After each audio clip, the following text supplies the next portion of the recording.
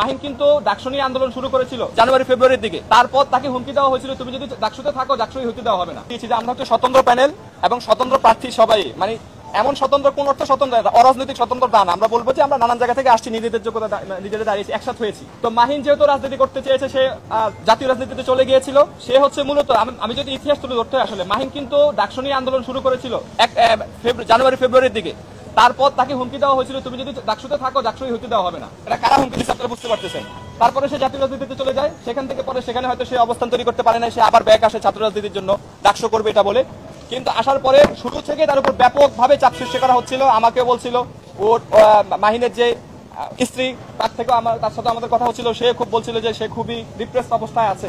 মাহিন যে এতদিন আমাদের সাথে ছিল আসলে স্বাভাবিক অবস্থায় ছিল না, এবং একটা ব্যক্তির সমস্যা থাকতে পারে, মাহিনের নিজস্ব ব্যক্তিগত সমস্যা থাকতে পারে, দুর্বলতা থাকতে পারে, সেটা তার, সেটার বিচার করবে হচ্ছে আমাদের শিক্ষার্থীরা, তাকে ভোট দিবে না।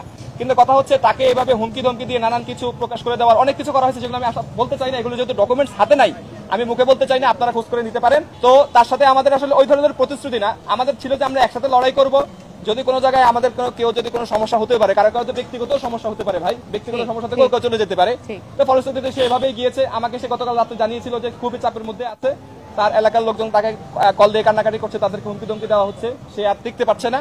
আমি বললাম তারপর আপনি ভেবে দেখেন, অল্প আর সময় 2-3 দিন, শেষ মুহূর্তে ছেড়ে যায় না, যদি যান আপনার ভিতরে রাজনীতি শেষ।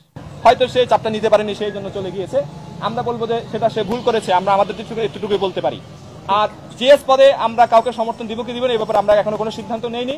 কারণ হচ্ছে আমরা আসলে সমর্থন দেওয়ার মতো কোনো লোকজনকে এখনো পাচ্ছিও না। আমরা এটা নিয়ে বসেছি, আমরা ডিসকাশন করবো। আর আমরা শুধু কাউকে সমর্থন দিব না, আমরা মনে করি সমর্থন দেওয়ার কিছু না, এটা তো শিক্ষার্থীরা ভোট দিয়ে বের করবে। আমরা কাউকে সমর্থন দেওয়ার মানে কি? এই যে মাহিন একজনকে সমর্থন দিতে, সে কি জয় হয়ে যাবে, তাকে ভোট দিয়ে দেবে? এটা কেমন কথা? শিক্ষার্থীরা